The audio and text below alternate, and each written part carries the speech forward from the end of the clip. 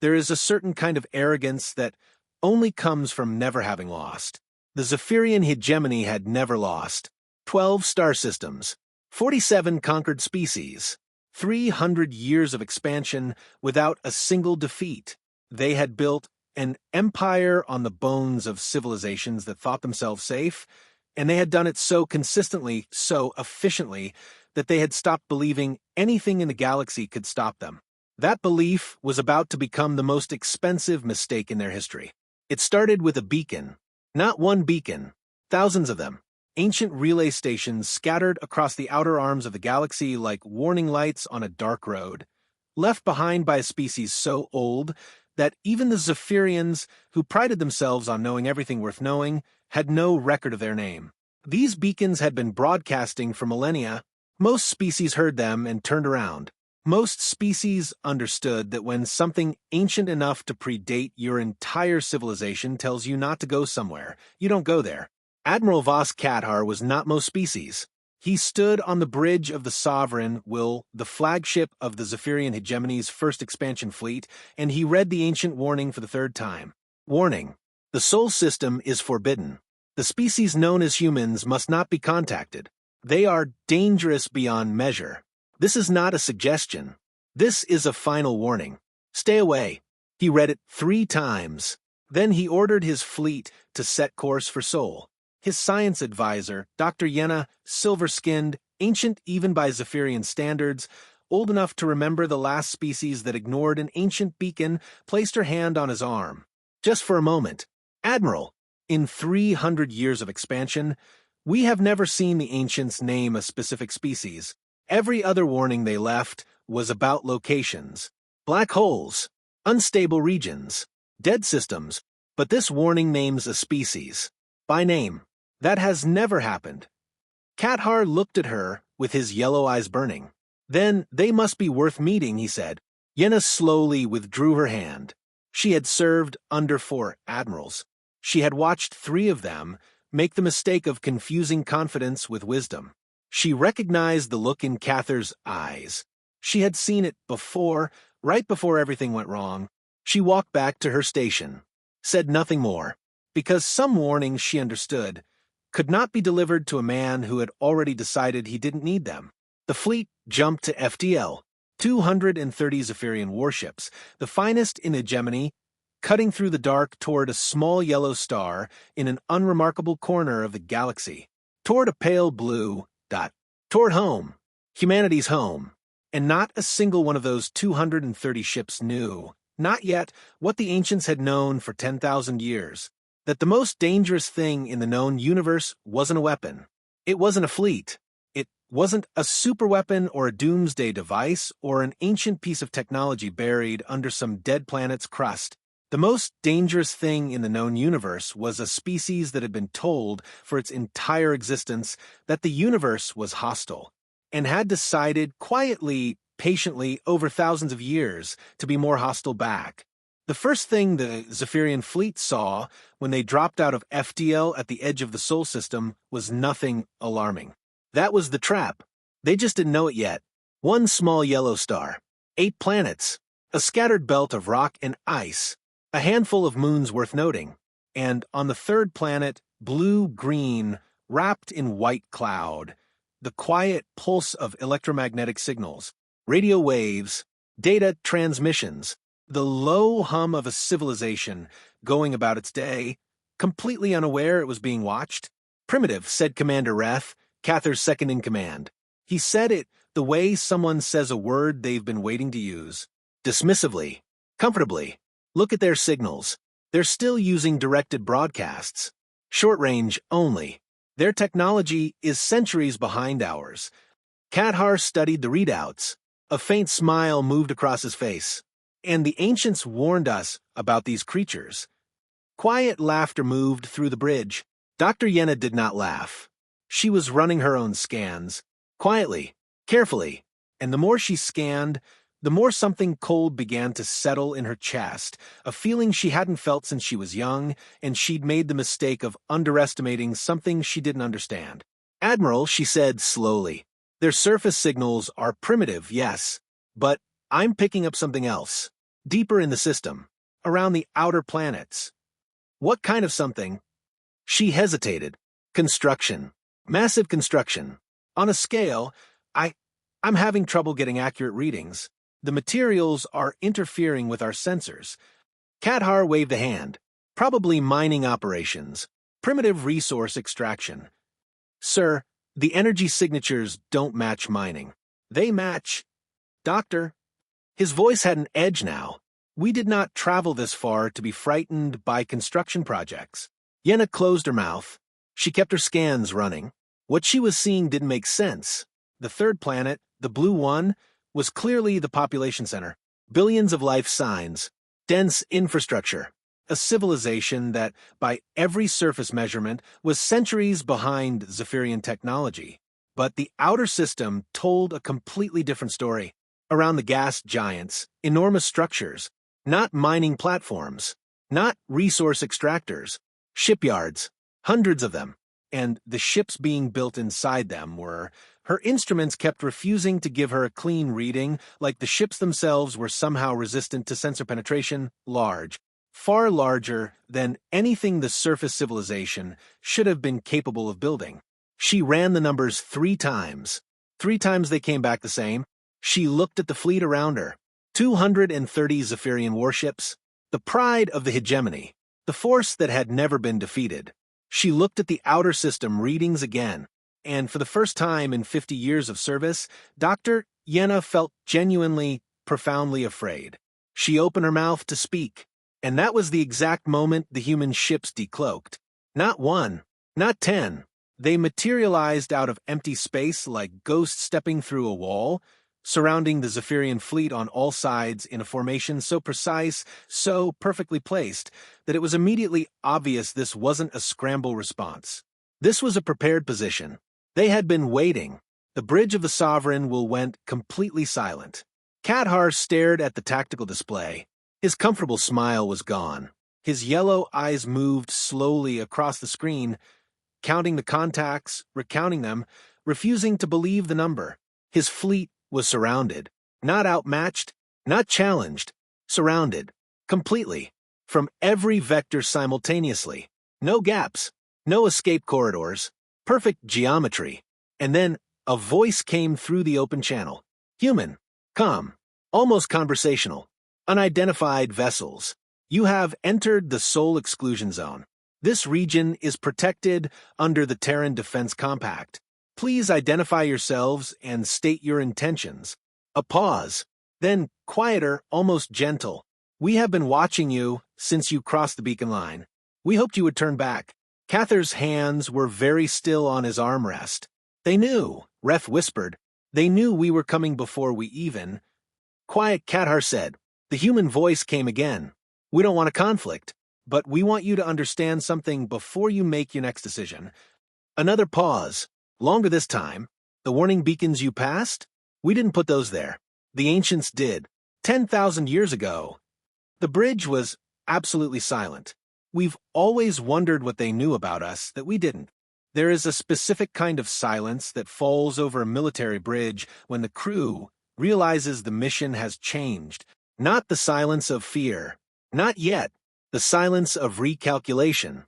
Every officer on the Sovereign was doing it simultaneously, running numbers in their heads, reassessing, measuring the gap between what they had expected to find and what was actually surrounding them on every screen. Kathar could see it in their posture, the straightened spines, the hands moving slightly away from consoles, the eyes that kept drifting to the tactical display, and then quickly away, as if looking too long at the contact count would make it more real. 230 Zaphirian warships, and the human fleet surrounding them, numbered. Kathar's tactical officer had gone very quiet since he ran the count. 412 vessels, not cobbled together, not a rush defense force scrambled from nearby stations. Organized, tiered, heavy warships on the outer perimeter, faster strike craft layered inside, support vessels positioned with textbook precision at calculated intervals. Someone had designed this formation with one specific purpose, to ensure that nothing caught inside it could leave. Kathar was caught inside it. Open a return channel, he said. His voice was controlled. Admirals did not show uncertainty on their bridges. It was practically written into the commission. The channel opened. This is Admiral Voss Kathar of the Zaphirian Hegemony First Expansion Fleet. We are on an exploratory mission. We received your ancient warning beacons and chose to make contact. We are a peaceful. Admiral Kathar. The human voice cut through his words with a politeness so precise it felt surgical. We have 40 years of your hegemony's communication intercepts. We know what the First Expansion Fleet does. We know what happened to the Thari Collective. We know what happened to the Sonali people. We know what happened to every species that met your exploratory missions. A pause that lasted exactly long enough to be uncomfortable. So, let's skip the part where we pretend. Kathar's jaw tightened. Beside him, Reth had gone the particular shade of pale that blue-skinned Zaphirians turned when their blood pressure dropped suddenly. Dr. Yenna was not pale. She was completely still. The look on her face was not fear. It was something more complicated, something that sat between vindication and grief. Who am I speaking to? Kathar asked.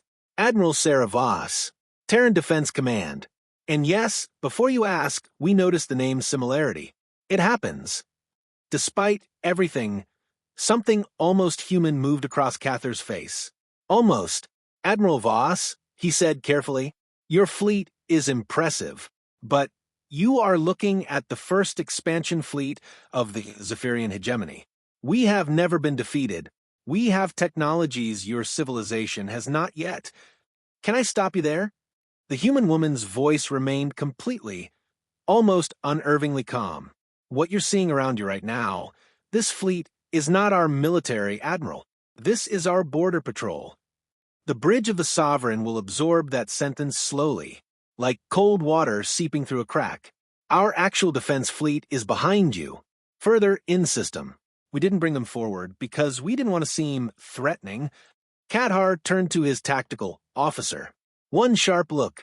The officer's hands were already moving across his panel, scanning deeper into the system, past the border patrol, past the outer planets and their impossible shipyards. His face changed. He looked up at Kathar, and for the first time in his career, his voice cracked. Admiral, the inner system.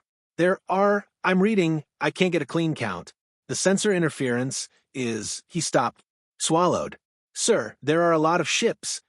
How many? Kathar said quietly. The officer looked back at his screen, then back at his admiral. The number doesn't seem right. I must be misreading the... How many? A long pause. The officer told him, and for the first time in 300 years of Zaphirian military history, the crew of the flagship Sovereign will heard their admiral go completely, utterly, profoundly silent.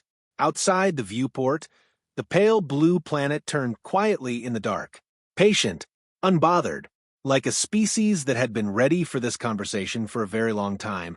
The number was 11,407. That was what the sensors said. That was the number the tactical officer had refused to read aloud, because numbers like that didn't belong in a border engagement. Numbers like that belonged in extinction events, in the kind of wars that ended civilizations so completely that only the ancient warning beacons remembered they had ever existed. 11,407 Terran warships sitting in the inner system, waiting, not scrambling, not powering weapons, not doing anything aggressive at all, just sitting, arranged in a defensive posture, so deep and so layered that attacking it would be like throwing stones at a mountain and expecting the mountain to apologize. Kathar sat with that number for a long time. Nobody on the bridge spoke. Nobody moved. The only sound was the quiet mechanical breathing of the ship systems, air recyclers, power conduits, the soft pulse of instruments that were still dutifully scanning, still dutifully reporting, as if the universe hadn't just rearranged itself around them. Dr. Yenna broke the silence, not with alarm, not with triumph, though she had earned it, just quietly, carefully, the way she always spoke when she was trying to give someone a way out. Admiral, may I show you something? She transferred her research to the main screen without waiting for his answer. Because they were past the point of protocol, What appeared was a timeline. Humanity has been a spacefaring species for approximately 240 years, she said. Less than a century behind our own expansion. But look at their trajectory. The graph was uncomfortable. Even Ref leaned forward despite himself, where Zaphirian expansion had been steady, measured, methodical. Humanity's had been something else entirely. Explosive, non-linear. The kind of growth curve that mathematicians put special notation on because the standard notation couldn't contain it. Every decade their technology hadn't just advanced, it had compounded, each breakthrough feeding three more. Each new system colonized, adding resources and mines and manufacturing capacity that folded back into the next generation of advancement. They've been spacefaring for 240 years, Yenna repeated softly. And they have 11,000 warships in their home system alone. We have been expanding for 300 years. We have 2,040 warships total. In our entire hegemony. The numbers sat on the screen like a verdict. How? Reth said, just the one word. Their population, Yenna said, look at the numbers. Their home planet alone holds 8 billion individuals. Their colonies add another 40 billion. And they don't fight each other anymore. They unified. Completely. Every human alive is pointed in the same direction. She paused. Can you imagine what that means industrially? Militarily? What happens when a species with their population density and their manufacturing capability decides it needs to be safe? Nobody answered, because the answer was sitting on the tactical display in the form of 11,000 warships. The human Admiral's voice came back through the channel. Still calm. Still that same unnerving patience. I want to show you something, Admiral Kathar. I'm going to transmit a file. I'd ask you to look at it before you make any decisions. A data packet arrived on the Sovereign Will systems. Kathar opened it. It was a historical record.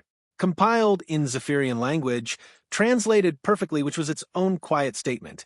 And it contained the complete history of every species that had ignored the ancient warning beacons and entered the soul exclusion zone. There were 9 of them, 9 species across 11,000 years of recorded history who had made exactly the same decision Kathar had made, who had looked at the warning beacons and felt the same burning ambition in their chests and thought, we are strong enough. He read what happened to each of them. It took 4 minutes. When he finished, he sat very still for a very long time, then quietly, so quietly that only Yenna, standing closest to him, heard it.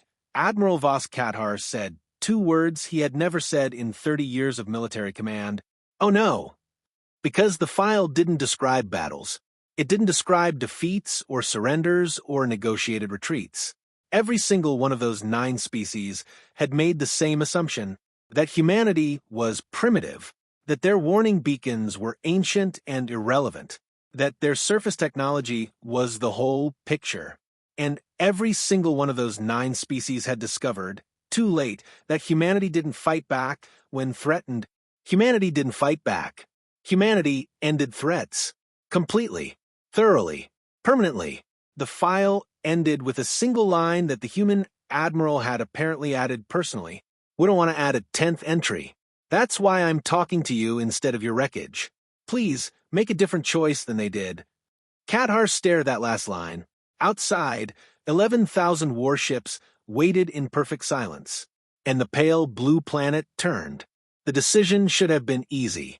Any rational commander, looking at those numbers, reading that file, sitting inside a perfect containment formation with 0 viable exit vectors, any rational commander would have made the call immediately. Stand down. Withdraw. Live to fight another day. Kathar was rational. He was also something else. He was watched. 230 ships. Thousands of Zaphirian soldiers listening on open internal channels. Officers who had served under him for decades. A hegemony back home that had sent him here with the expectation of conquest, of expansion, of another system added to the map with Zaphirian colors. An admiral who retreated without firing a shot didn't come home to medals. He sat with that reality for 3 long minutes. Then Commander Reth leaned close and said the thing that Kathar already knew someone would say. the thing that made everything that followed inevitable. Sir, if we retreat now, without engagement, the High Council will call it cowardice. You know what they do to admirals who come home empty. Kathar knew. He knew exactly what the High Council did. He looked at the tactical display one more time. 11,000 ships in the inner system, 412 surrounding him, his own 230 sitting in the middle like an insect caught in a web. He thought about something his first commanding officer had told him when he was young and arrogant and newly commissioned. Voss, the most dangerous moment in any commander's career is when political survival and military reality stop pointing in the same direction. Because in that moment, good commanders choose military reality, and great commanders find a third option. He had never forgotten that.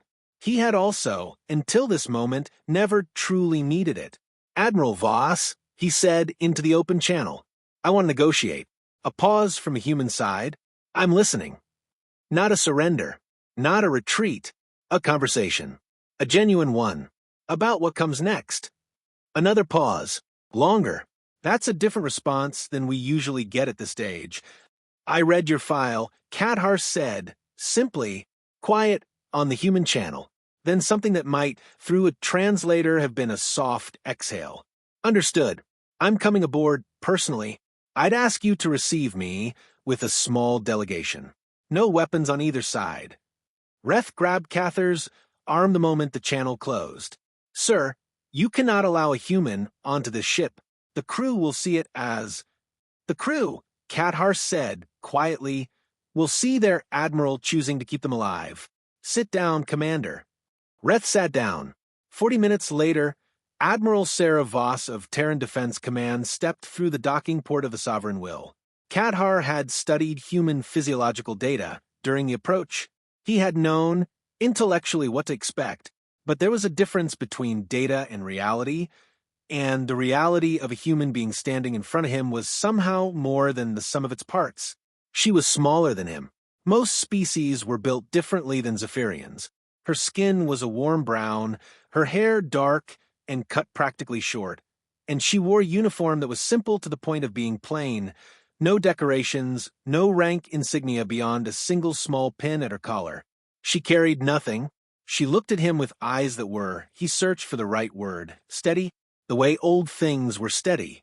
Mountains, oceans, things that had been tested so many times that testing had become simply another weather pattern to endure. Admiral Kathar, she said. Her translator rendered it perfectly. Admiral Voss, he said.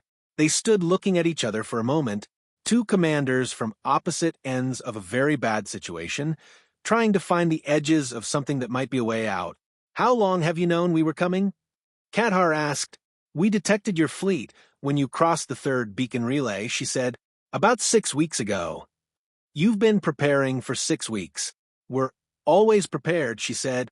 Not boastfully, just factually, the way someone states the weather. But we spent those 6 weeks hoping you'd turn back. We sent additional beacon signals. We boosted the frequency. I know, Kathar said. You came anyway. I came anyway. She nodded slowly. Like this answer confirmed something she had already suspected. Can I ask you something, Admiral? Honestly? He gestured for her to continue. The 9 species in that file, every one of them had intelligence on us before they crossed the line. Every one of them knew we existed. And every one of them looked at our early signal technology and decided we were primitive. She tilted her head slightly. What made you different enough to want to talk, but not different enough to turn back before you got here? Kathar was quiet for a moment. It was, he realized, the most important question anyone had ever asked him. And he didn't have a good answer. That absence, that hollow space where a good answer should have been, told him more about the last 30 years of his career than any debrief or performance review ever had. Politics, he finally said. Sarah Voss looked at him for a long moment. Then she did something he had not expected at all. She nodded, not with contempt, not with satisfaction, with something that looked remarkably, impossibly like understanding. Yeah, she said quietly. It usually is. They talked for 6 hours. No weapons, no posturing, no fleet movements on either side. Just two admirals sitting across a table in a Zaphirian briefing room, while thousands of warships held perfectly still outside and the pale blue planet turned slowly in the dark. Dr. Yenna sat in. Kathar had insisted on it. She was the only person on this ship he had finally admitted to himself who had been right about everything from the beginning. The least he could do was let her hear what came next. Admiral Voss brought two members of her own delegation, a young tactical officer who said almost nothing and took careful notes, and an older man, civilian clothes, no uniform, who was introduced simply as a historian. The historian turned out to be the most important person in the room. His name was Dr. Emmett Okafor, and he had spent 40 years studying the history of humanity's contacts with other species, both the peaceful ones and the ones that ended with entries in a very specific file. He was quiet and small, and had the particular stillness of someone who had read so much history that very little surprised him anymore. He placed a single document on the table. "This is a treaty," Admiral Voss said. "We've offered it before. To other species. Some accepted early. Some accepted late." A pause. Some didn't accept it at all. Kathar looked at the document. It was not long. Treaties written by civilizations that didn't need to intimidate anyone rarely were. The terms were unexpected. No conquest. No reparations. No humiliating terms designed to cripple the hegemony. No demand for territory or resources or political submission. Instead, a border agreement, defined clearly. Sole exclusion zone maintained. Zaphirian space respected equally in return. And then trade provisions, technology exchange protocols, a framework for communication, and one final clause that Kathar read 3 times. "Mutual defense," he said slowly. "You're offering us mutual defense?" "We're offering you membership in the Terran Compact," Voss said. 14 species, all of whom, at some point, arrived at our border the same way you did, some more aggressively than others. A faint, dry expression crossed her face. "You're actually one of the more reasonable first contacts we've had. We surrounded you with 230 warships. The Hecary brought 800 and opened fire before we could open a channel," the historian said mildly. "They're now one of our closest allies. Wonderful engineers." Kathar looked at the treaty again. Then he looked at Yenna. She was reading it with the focused attention of someone who had been waiting her entire career to see this exact document. Her silver hands moved slowly across the pages. Her expression was unreadable in the way that only very old people's expressions could be unreadable, layered with too much context for anyone younger to fully parse. She looked up at Kathar. She didn't say anything. She didn't need to. "If I sign this," Kathar said, turning back to Voss, "and bring it home, the High Council will call it a surrender. They will call it cowardice. They will likely remove me from command." "Probably," Voss agreed. "And if I don't sign it?" Voss was quiet for a moment. "Then we return to our ships, and you return to yours. And we allow you to leave the exclusion zone safely, because we don't start conflicts, we finish them. And you go home. And in 6 months or a year, the hegemony sends another fleet.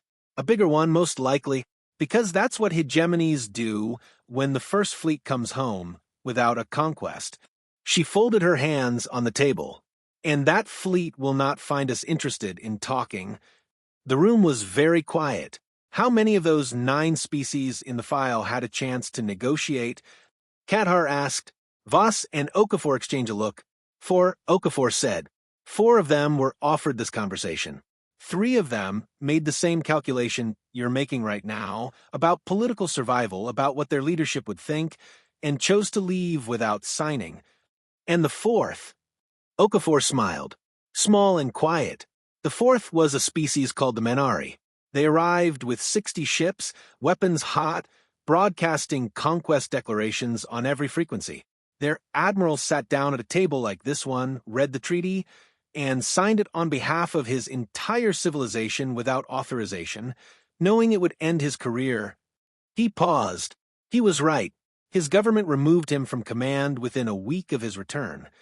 But the Menari joined the compact. Their economy tripled in 20 years.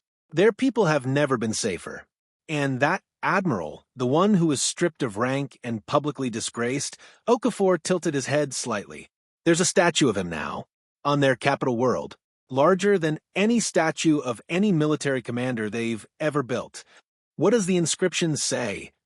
Yenna asked. Her voice was very soft. Okafor looked at her. He chose his people over his pride, he said. The room held that sentence for a long time. Kathar looked out the small viewport beside the table. The pale blue planet was visible from here, distant, unhurried, wrapped in its clouds and its oceans. A world that had survived everything the universe had thrown at it for 4 billion years. A world whose children had looked at the dark between the stars and decided, somewhere along the way, to fill it with something other than conquest. His pen was in his hand. He didn't remember picking it up. If I sign this, he said quietly, and the council removes me, what happens to my crew? My officers? They go home, Voss said. Safely. With full honors.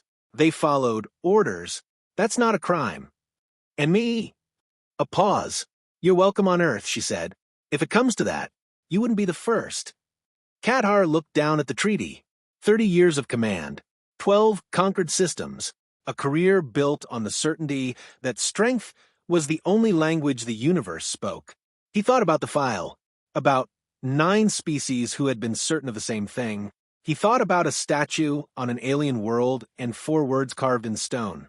He placed the pen on the first signature line and stopped because the door to the briefing room opened and Commander Reth walked in.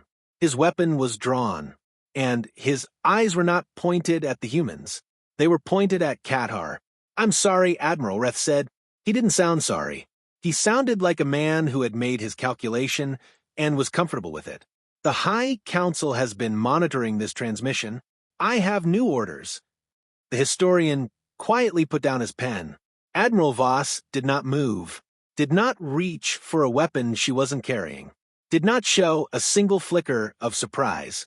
She just looked at Reth with those steady, patient eyes and said nothing, because she had seen this before too.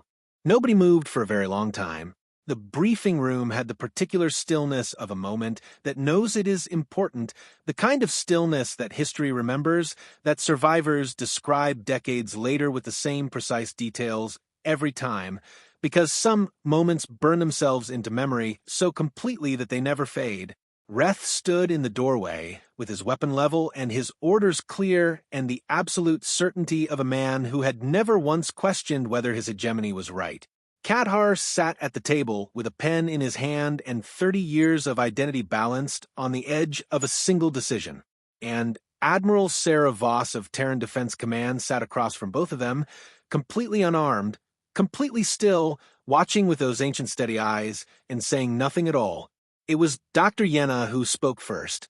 Reth, she said, very quietly, the way you speak to someone standing on a ledge. What are your orders? The Admiral is relieved of command, Reth said, by authority of the High Council. He has been observed conducting unauthorized negotiations with a hostile species. The fleet is to disengage and return to hegemony space immediately. His eyes moved briefly to the humans. And we are to take a prisoner. For intelligence purposes. His weapon shifted 1 degree toward Admiral Voss, and something changed in the room. Not dramatically, not with a sound or a movement or anything visible, just a change in temperature, a shift in pressure, the way the air feels differently before a storm than during one. Voss tilted her head very slightly, a small movement, and then she touched the pin at her collar. The single small pin that Kathar had assumed was a rank insignia. She pressed it once. That was all. Reth's weapon was still raised when the Sovereign Will's entire sensor grid lit up simultaneously. Every screen on every console in every room of the flagship filled with new contacts, not from the inner system, not from the border patrol already surrounding them, but from everywhere, from the spaces between the spaces. From coordinates that should have been empty, ships that had been invisible. Not cloaked in any way Zaphirian technology could detect, not hidden behind asteroids or debris fields. Simply invisible. A different technology entirely. The kind that didn't show up on sensors because it wasn't beating them. It was operating below their threshold of reality, in a frequency of space that Zaphirian science hadn't discovered yet. 2,000 ships materialized in close formation around the Sovereign Will. Close enough that through the briefing room's small viewport, Kathar could see their hull markings. Close enough that Reth could see them too. The weapon in Reth's hand dropped 2 inches, then 4. Then he lowered it completely. Not from cowardice, Reth was not a coward. From the same rational recalculation that any sane military officer performs when the tactical situation changes by 2,000 warships in the span of 4 seconds. Those, Voss said pleasantly, are our escort vessels. They travel with me everywhere. I should have mentioned them earlier. My apologies. She did not sound apologetic. She sounded like a woman who had done this exact thing before and had learned exactly how much information to withhold and exactly when to reveal it for maximum effect. The pin, Kathar said slowly. Personal emergency signal, she said. Standard protocol when I board a vessel for negotiations. They were always there. You simply couldn't see them. A pause, much like the rest of our fleet. The silence that followed was the sound of an entire military philosophy collapsing. Reth stood in the doorway holding a lowered weapon and the ruins of his certainty. He looked at Kathar, then at the screens, then at Kathar again. The High Council, he started, is not here, Kathar said, and his voice, for the first time since this had all begun, was completely calm, completely resolved. I am. He looked at Reth for a long moment. Not with anger, something more complicated, something almost like pity. The High Council sent us here to expand the hegemony, to find new resources, new territory, new power. He gestured at the screens where the contact count now exceeded anything their instruments could cleanly display. Tell me, Commander, is this what expansion looks like to you? Reth said nothing. Lower your weapon. Return to your station. That is an order. A long pause. Reth holstered his weapon and left. The door closed behind him, and Kathar turned back to the treaty on the table, picked up his pen, and signed his name. Not slowly, not hesitantly, the way you do something when you have finally stopped arguing with yourself and simply committed to the only choice that was ever going to be right. He signed, and then he slid the document to Yenna. She looked at him. You don't have the authority to...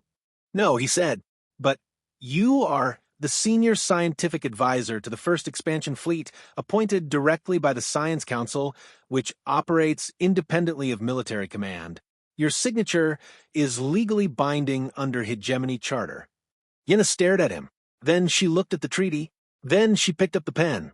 She signed, and her hand did not shake at all. What followed was not simple. Nobody who tells this story honestly pretends it was simple.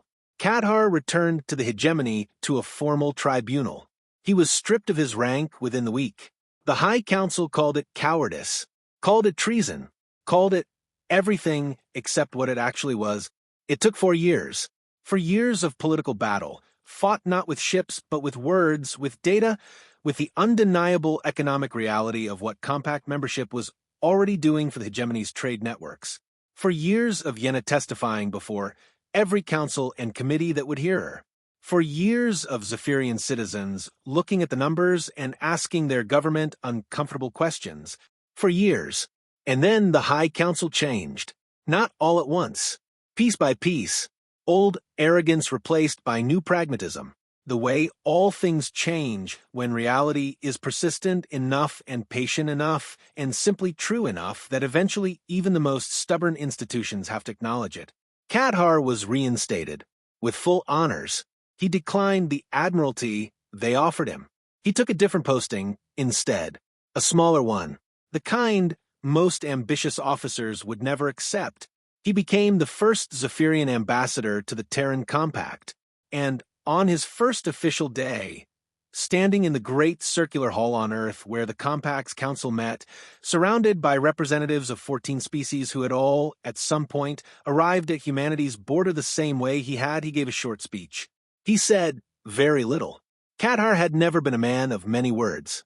He said, "My species was warned. We were warned by beacons 10,000 years old, left by a civilization wise enough to know what we would find here. We came anyway, and we found not what we feared, not what we deserved, but something we had not known to hope for." He paused.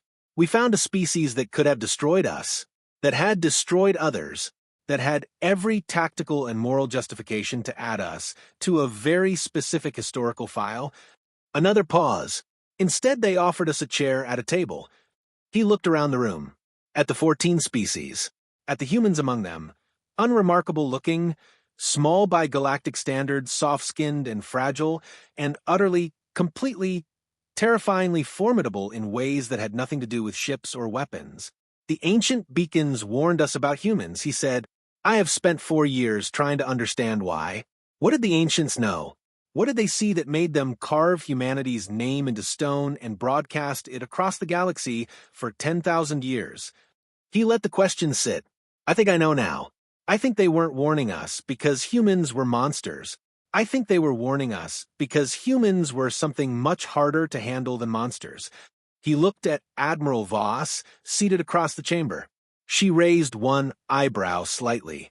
"Humans," he said, "are the species that will look at you when you arrive at their border with war in your fleet and conquest in your heart, and offer you a seat instead of a grave. And mean it, every time. That," he said quietly, "is the most dangerous thing in the known universe, because it works." The chamber was silent. Then, one by one, 14 species rose to their feet. And somewhere in the outer dark, the ancient beacons kept broadcasting their warning into the empty between the stars. "Stay away. They are dangerous beyond measure." And they were right, just not in the way anyone had expected.